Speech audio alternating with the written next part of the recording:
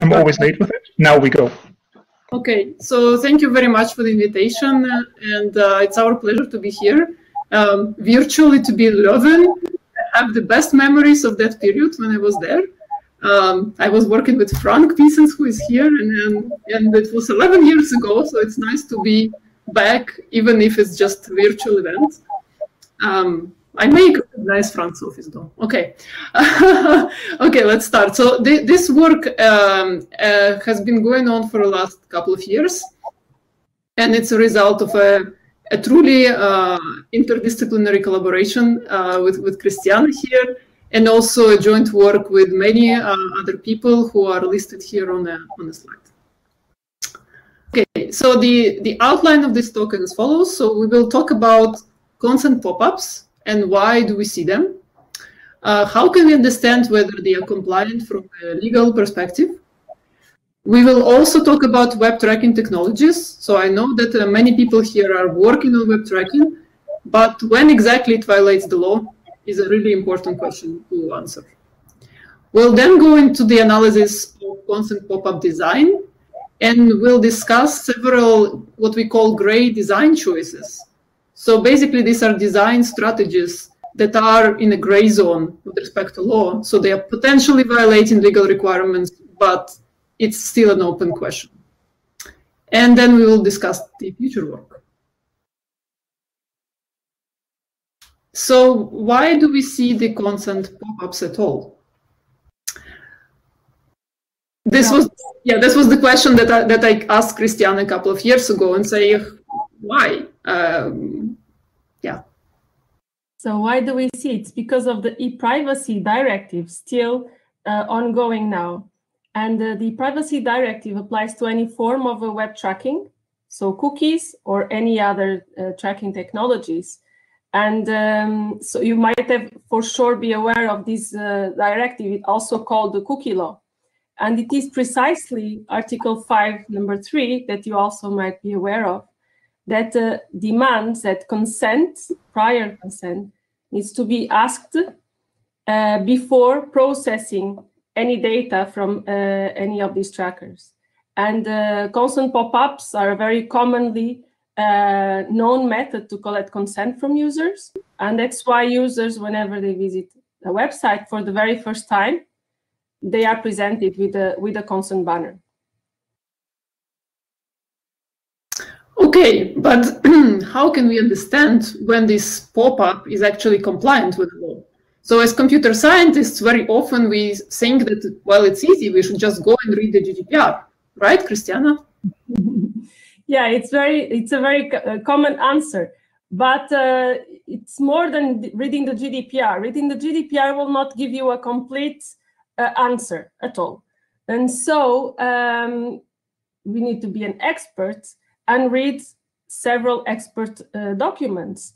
So the case law from the Court of Justice, decisions from DPAs and guidelines from the European Data Protection Board or from Data Protection Authority's guidelines. And so from a combined analysis of all these valuable documents, we understood the very high level requirements for consent from Article 4 and also Article 7 of the GDPR. So they are prior to any data collection, freely given, specific, informed, unambiguous, readable and accessible consent request, and revocable. And we have studied these high-level requirements and published a paper in a legal journal, in the RegTech journal, on these legal and technical requirements for consent banners. So what was important also for us is to understand how to audit for compliance with all these requirements. Again, this is a typical question we as computer scientists try to solve. And we discussed the open questions and problems for auditing for each of the requirements. And basically, well, one of the major steps to do that is to be able to detect all possible web tracking technologies. And many people here in the audience know that it's a very complex task. And on top of that, not every requirement can be checked just with technical tools. Some of them still need manual analysis, and some of them even need user studies.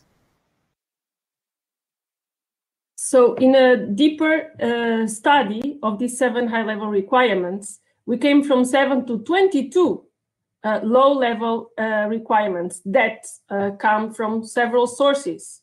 So from binding sources, also called mandatory, from the court decisions and from these from the GDPR and the ePrivacy Directive, from non-binding sources that we have mentioned, DPAs, the guidelines, and European Data Protection Board guidelines, but also from our exchange and expertise, both in law and from computer science. So some concrete requirements, for example, correct consent registration that Nataliia will explain, come from our own legal and technical expertise. Again, that are deeply described in our paper. Okay, so we have this big list of requirements, but let's now try to go into the question of when exactly web tracking violates the law, right? So to answer this question, when web tracking violates the law, we need to know the purpose of each tracking technology. And there are purposes that are exempted of consent, and there are purposes subject to consent.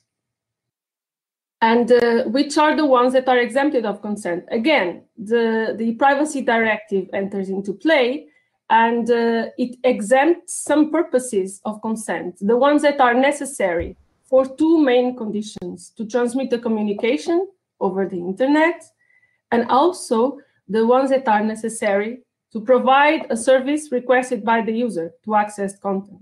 And what could be these necessary services?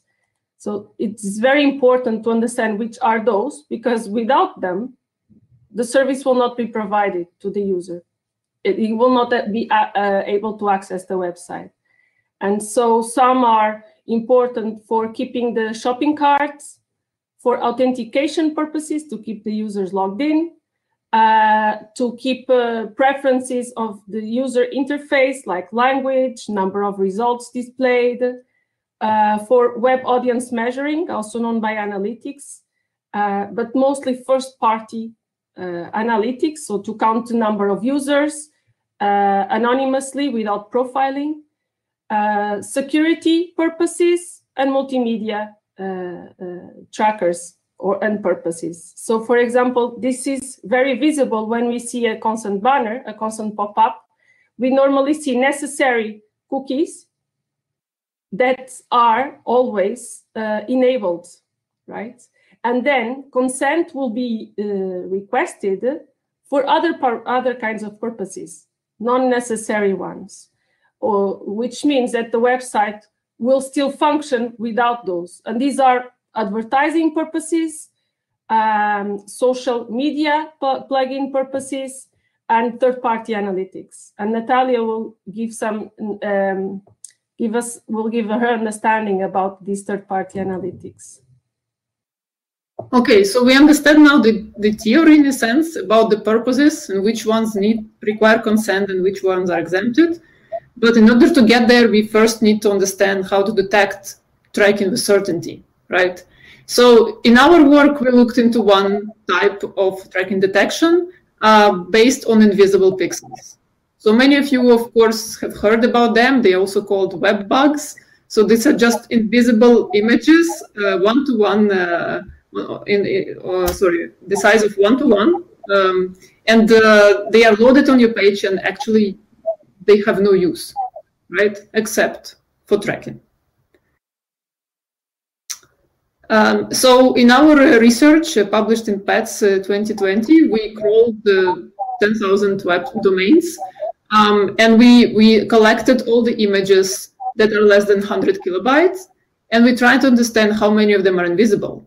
So we found out that around 35% of the images loaded are invisible, and on 95% of domains, there is at least one such invisible image present.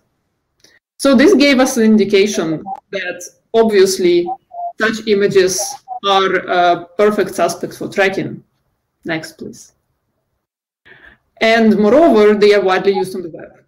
So what we decided to do is to look into the details of how exactly these images are delivered.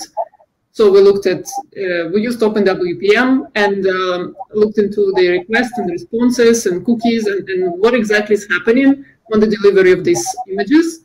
And we came up with 6 types of tracking behaviors that we have then detected in the loading of all the kind of content. And then we analyzed the content, and we found out that actually it's not just invisible images. We found that around 35% of requests, that the scripts are actually responsible for delivering this kind of tracking behavior with cookies just by mere loading of scripts. I'm not even talking about the execution of the scripts. Okay. And followed up, the next most popular content is invisible images, and then other content like HTML and probably these are iframes, and big images and JSON requests. All right, so, no, please go back. Okay, so the animation is not there anymore. So one kind of technique that we have detected is based on analytics. So many of you have heard about analytics, right? So it's a behavior that allows to track the user only within one website. And normally this is happening with only first-party cookies, right? So in case of Google Analytics here, we see that on the left, we see the user's browser, and on the right, we see the server of Google Analytics. And what happens here is that the script of Google Analytics gets loaded on the website of AccuWeather, and then it initiates a request to Google Analytics containing the identifier of the user on this website and the name of the website. So this allows Google Analytics to track the user only within this website, right? So this kind of behavior, we call it first-party, this kind of behavior is known as analytics, and in the legal domain is called audience measurement. But actually, there are more flavors to it. So in our research, we found out, next please. In our research, we found out that such scripts that perform analytics sometimes also perform what we call first-party analytics cookies that synchronize with third-party cookies. So many of you have heard about cookie syncing, right? When different companies synchronize their identifiers so that they can merge the profiles that they have about the users. We found out that actually also the first-party cookies get synchronized with the third-party ones, right? So the first-party cookies are known to be harmless, right? But when they are getting synchronized, it's a problem. So we found out that Google Analytics actually often behaves as I showed you before, so in the top part of the slide. And then the last arrow that you see on the bottom, it's a new request initiated by the script that contains the same information, so the identifier of the user on the website, but also, I'm sorry, there's a rendering problem, but also the cookie of the double click in this case. So double click here is a third party. And this allows double click to recognize the user by its own identifier and merge this information with the first-party cookie of Google Analytics. I'm sorry, there is a rendering issue, maybe it's a bit difficult to follow. So when we analyze this behavior across all the websites that we have crawled, we found that this happens pretty often on around 70% of domains. And we found around 17,000 different partners involved in this kind of synchronization. The reason for this big number is because often by the partner, we consider the actual website that we are visiting, because we see that this is a first-party cookie. But we also were able to detect when it's a third-party, like in case of Google Analytics. And we found out actually that the most popular pair of domains that are doing the synchronization is Google Analytics and DoubleClick, both owned by Google. So we were wondering why this is happening so often, right? So we went to the settings page of Google Analytics. So imagine that you are now a website owner and you just go and want to install Google Analytics. And what we found out is that there is an easy way, just one click of a button, that allows, you see number 2 on the top in red, enable the demographic and interests for the property. So what does it mean?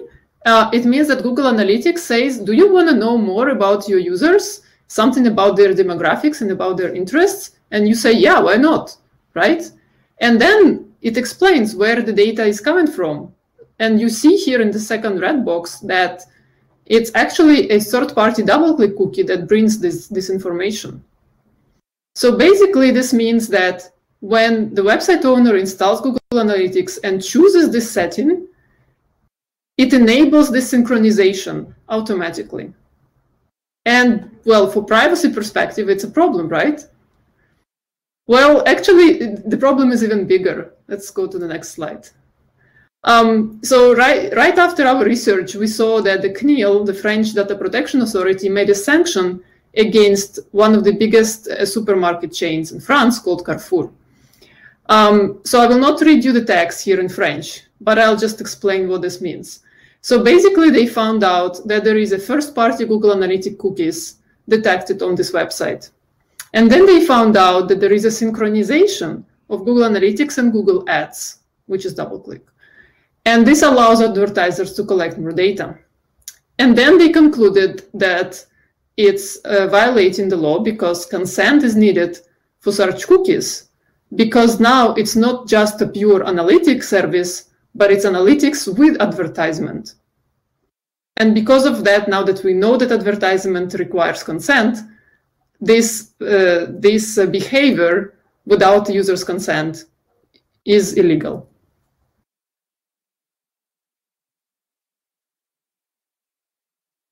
So computer science and DPA detect tracking, like the field, right? But how to know the purposes of trackers? Well, this is the most interesting part for me, because it's the GDPR again, and the European Data Protection Board that within the principle of purpose specification sets the legal requirements to declare purposes, to define purposes of personal data processing. And it sets 3 requirements: specific, explicit, and legitimate.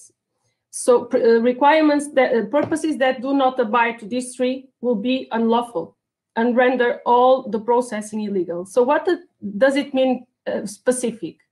Specific means that purposes need to be precise and clear, so with enough detail to understand what is being processed. So purposes like future research or improve services or products or improve the experience, enhance the experience are not specific enough, but they are very and widely used as purposes and in the privacy policies.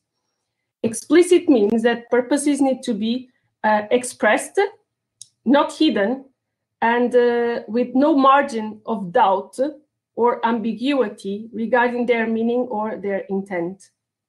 So whenever there is some confusion and ambiguity, they are not explicit enough.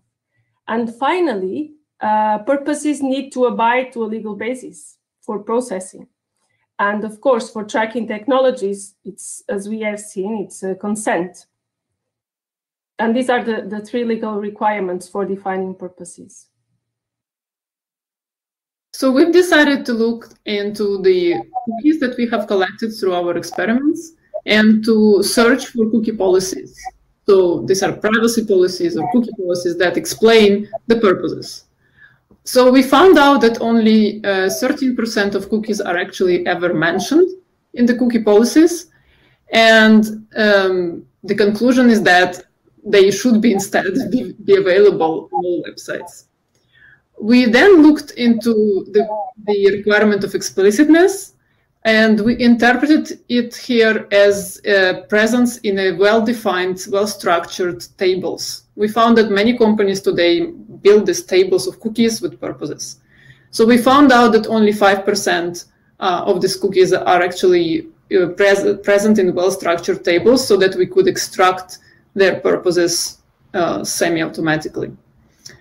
And as for specificity, well, for those few purposes that we found, almost none of them were specific enough. So the conclusion that we make that it's a mess. It's really difficult to understand what are you looking at, what cookies, what are the purposes of the cookies, and hence it's very hard to determine whether the tracking behavior that is based on those cookies is actually requiring consent or is exempted of consent.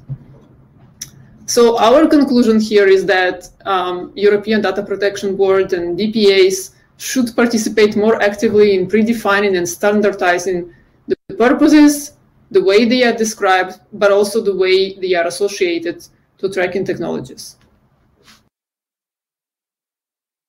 So now we pass to another topic on the agenda of today, the analysis of gray design choices potentially violating the legal requirements for consent.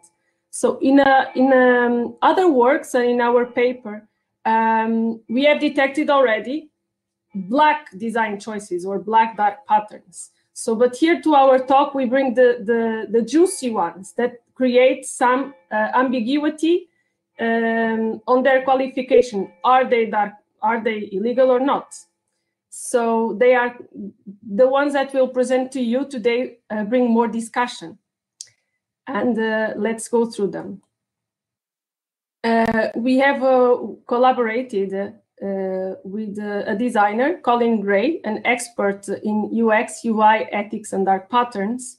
And we have published recently a paper on dark patterns and analyzing when they are legal and when they are illegal. And by the way, we need to say that we got the best honorable mention at this CHI conference. And we invite you to check this paper that we are so proud of. And in this paper, we started to analyze the task flow of consent. So the initial framing when users access a website and face a consent pop-up, right?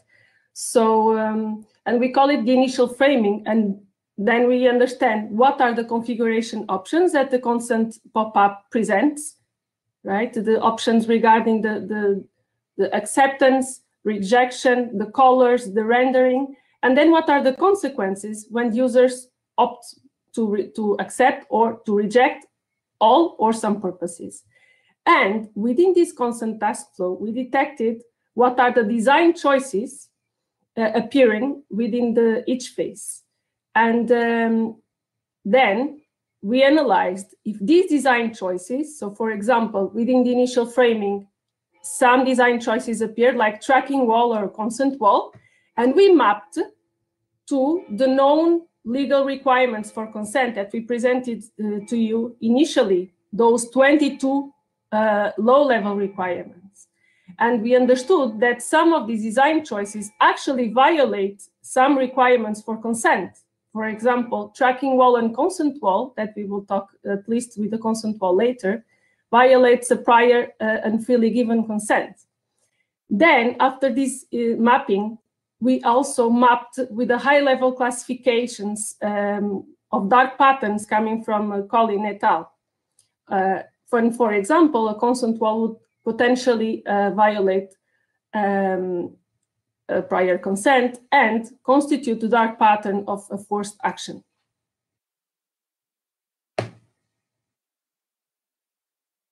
Nataliia, what? Yes. Yes. Okay. So today we are going to just discuss a couple of these of the gray design choices. So these are basically two strategies that we have identified in our work, and that are still in the gray zone with respect to the law. So the first one is a consent wall. So what do we call a consent wall? Well, it's basically a design choice that forces the user to make a decision before accessing the website. So this decision can be, of course, equal between acceptance and refusal. That's not the point. The point is that the user in this way is forced to make a decision at this very moment.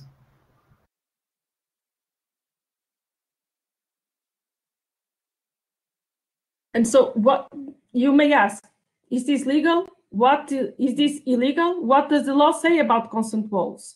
So Article 7.2 of the GDPR demands that a consent request needs to be presented in an easily accessible form.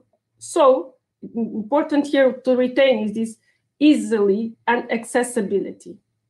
And also recital 32 of the GDPR mentions that consent requests should not be unnecessarily disruptive to the use of the service.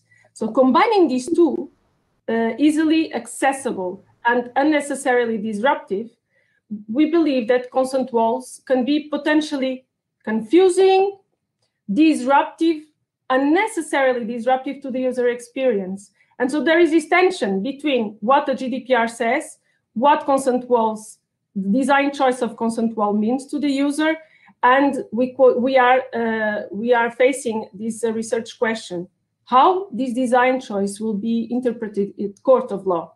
Will it be enforceable? Is it legal? Is it still acceptable because it's a necessary implementation of the consent request to the users? Well, we are currently researching on this still. And as mentioned before, the consent wall presents two potential dark patterns that we have detected in our paper. Forced action, because the user is indeed nudged to make a decision, otherwise he cannot access the website, and obstruction to his initial will, which is to access the contents of the website. Okay, so the next gray design choice that we have identified is what we call reduced service, and this has not been discussed yet in the legal literature. So in our research, we found out that there are several websites that are actually deciding to provide a different or reduced service when you reject. So there is this specific website called Medical News Today. It's actually about health, okay? And if the user refuses consent, he or she is automatically redirected to a different website called the unknownhealthline.com that you see here on the very bottom.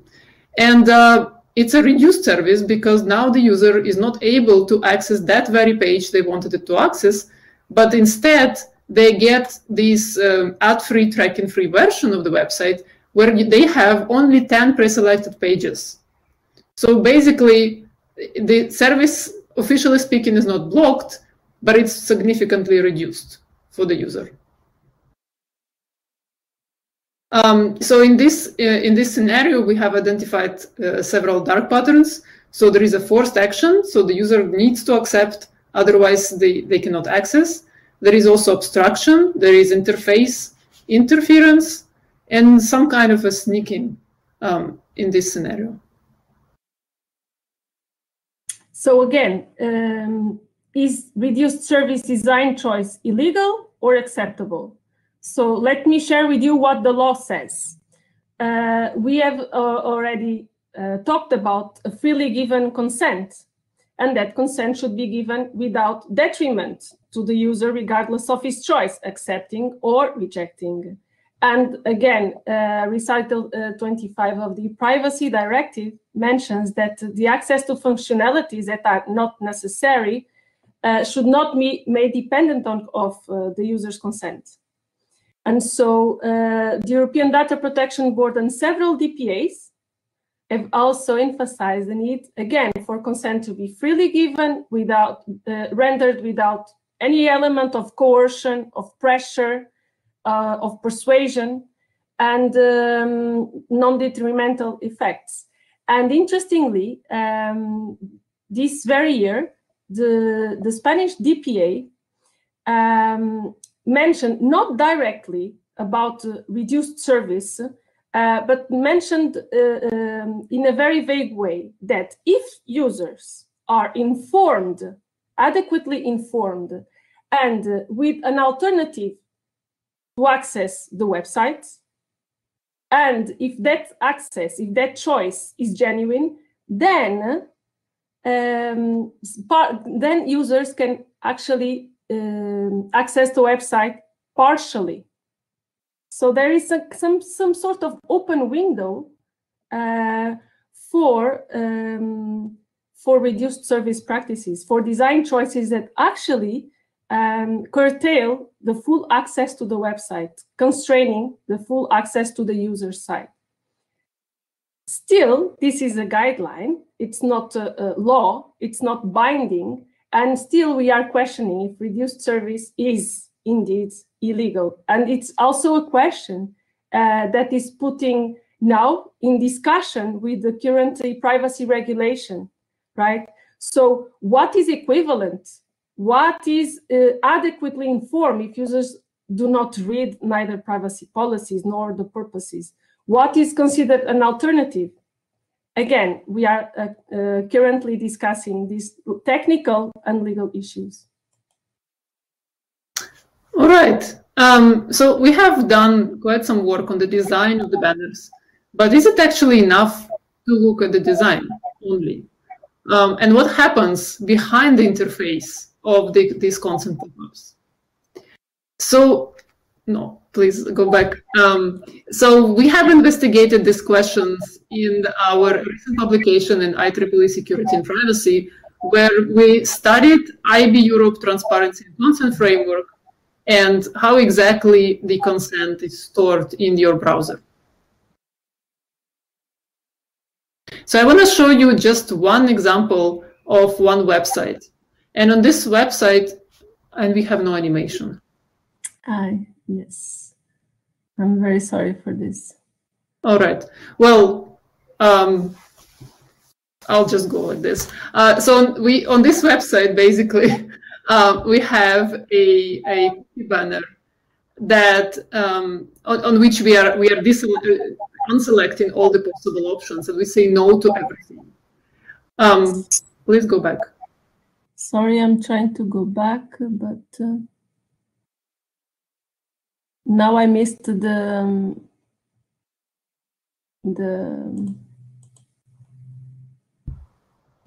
how to go back. Okay, yeah. Yeah, so we have unselected all the possible options on the interface of this banner, but we found out that the actual consent that's registered in your browser on this website has 5 purposes, and it allows 544 different third parties to collect and process your data. So how did we do that? Next, please. We looked into the IB Europe Transparency and Consent Framework, which is a kind of a standard for many consent banner providers. And the standard is open, so we studied the standard, and then sorry, Christiana, could you mute, please? Thanks. We studied the standard, and we studied how exactly the consent is decoded, is encoded in so-called consent string, and where exactly it's stored in your browser. So we performed a crawling where we pretended to be a third-party vendor, like any other third-party present on that website, and we tried to actually question the consent banner provider for the consent that's actually stored in the browser. So by performing this crawling with this semi-automatic technique and pretending to be a third-party vendor, we found out a number of violations that are actually legal violations on websites. So first of all, we found 27 websites that behave in the way I just described. So they register your acceptance, even if you explicitly said no in the cookie banner interface. We also found 141 websites that store your consent, your positive consent, agreeing to everything, even before you made your choice. So you're looking at the banner interface, you're making up your mind, but never mind, it's already stored. Okay. We found 38 websites. Now this is about the interface where you just cannot say no, and this is also illegal. And we found 236 websites where some options were pre-selected, and this is also illegal due to the latest case law. So based on our work, the European NGO working on privacy, led by Max Schrems, called NOIB, filed 3 complaints to the French Data Protection Authority based on our research and using the tool that we have developed that helps people to look into the consent stream that's stored in your browser. So far, the CNIL hasn't processed this complaint. It was filed in December 2019. But we believe that we have an impact already because most of the popular websites that we have reported in our paper have fixed their practices. So some months ago, I tried to go back to them and make fresh screenshots, but I couldn't find the same problems on those websites anymore. So for historical videos, you can go to the website of our project and check them.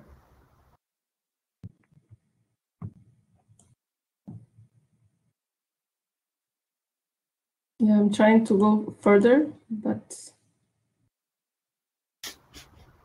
something happened.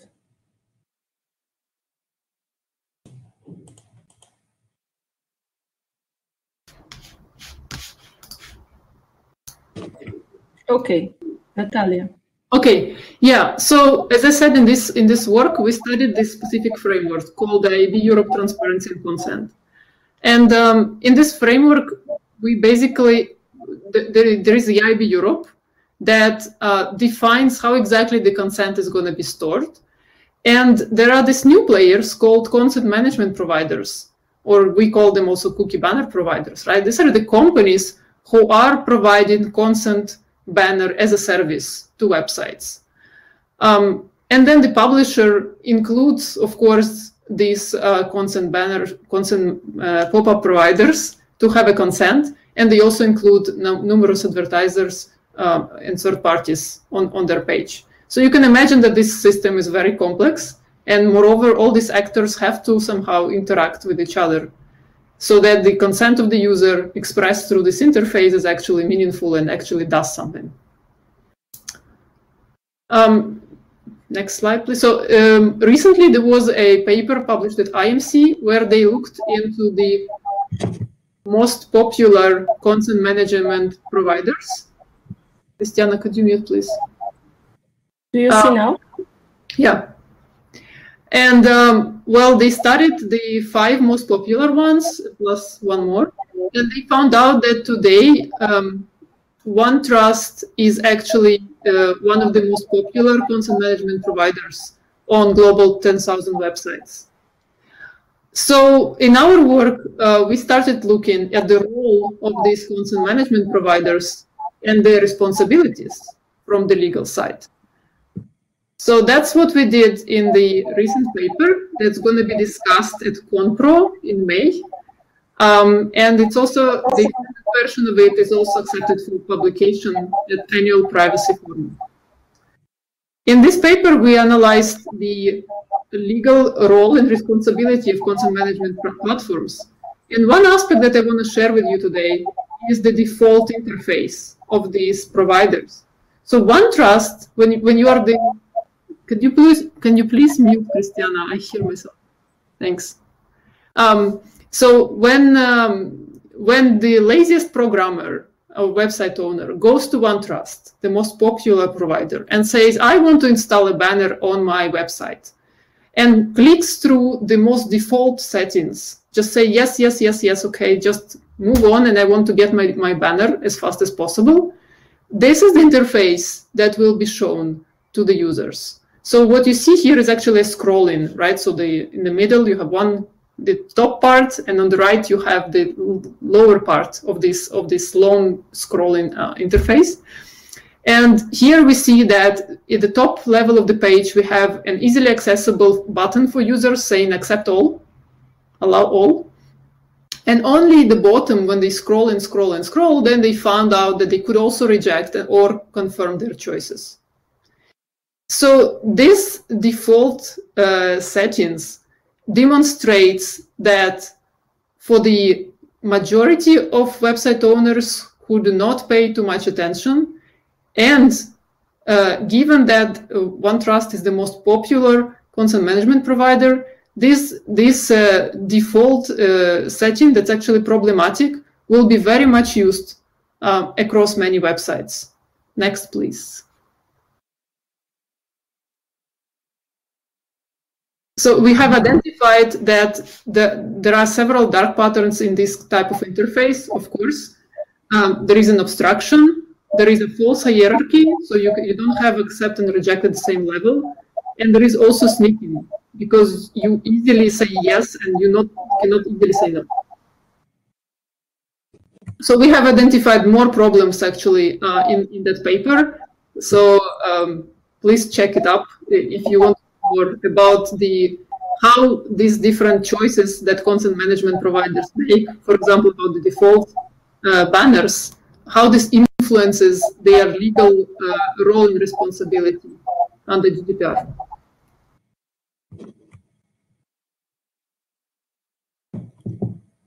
So what's next in terms of future work? Well, we know that auditing is very important for legal compliance, and it's actually a need from several actors, right?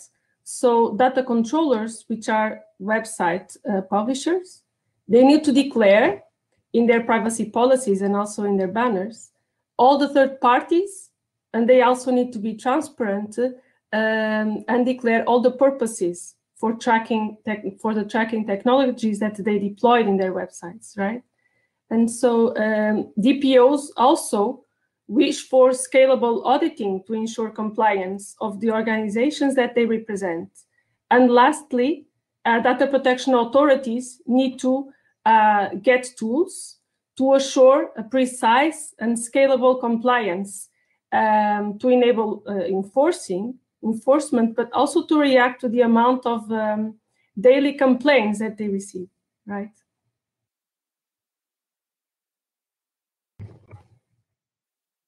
Yeah, so how can we improve this situation?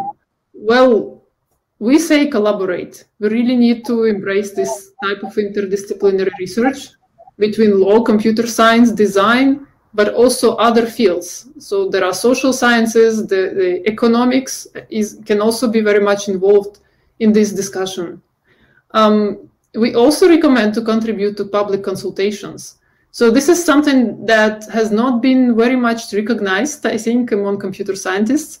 But in the last couple of years, we've done such contribution to the CNIL, to the European Data Protection Board, and to the Italian DPA grant ePrivacy. So even though it's hard to evaluate the impact of this contribution, we believe it's really important. Because when we read the public consultation documents, so usually these are drafts of coming up laws or of the coming up guidelines, we find always both legal and technical problems in these documents.